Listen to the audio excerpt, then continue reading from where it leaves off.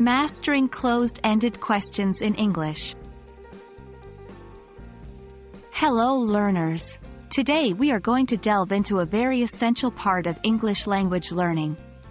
Specifically, we are focusing on the listening and speaking skills, listening comprehension strategies, active listening and critical thinking, asking questions and seeking clarification. And in this video, our prime focus will be on one of the types of questions, the closed-ended questions. Let's start exploring. Closed-ended questions are those that limit the respondent's answer to a set of predetermined responses. These questions can usually be answered with a simple yes, no, or other short, predefined answers. These types of questions are also great for getting specific information. Here are a few examples of closed-ended questions. Are you a student? Do you like pizza? Is it raining outside? As you can see, each of these questions can be answered with a simple yes or no. Now, let's understand when it's best to use these kinds of questions.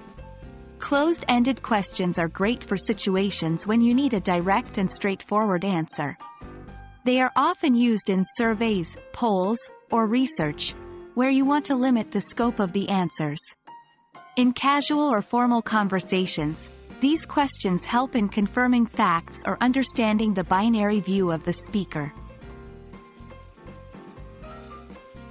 To formulate closed-ended questions, you typically begin with an auxiliary verb such as is, are, do, does, did, can, will, have, etc., followed by the subject and then the main verb or adjective.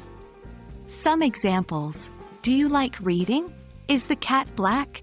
Will you be attending the meeting tomorrow?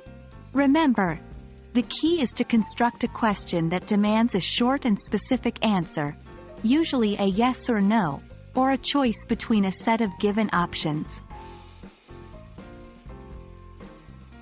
That's all for today's session on closed-ended questions. I hope this video has been helpful in giving you a clear understanding of what closed-ended questions are, when and how to use them. So, don't forget to practice making your own closed-ended questions, as practice is the key to mastering any language. Happy learning! Next time, we will explore the fascinating world of open-ended questions. Until then, keep learning and stay curious.